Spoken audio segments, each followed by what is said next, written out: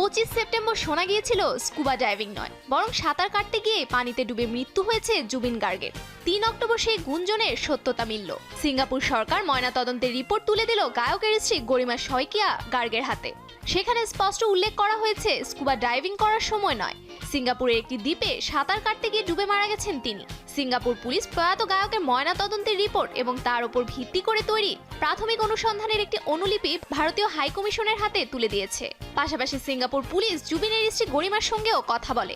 ময়নাতদন্তের রিপোর্ট দেওয়ার পাশাপাশি সিঙ্গাপুরের প্রশাসন আরও জানিয়েছে, জুবিনের মৃত্যু বিষয়ক পুলিশি তদন্ত এখনো চলছে।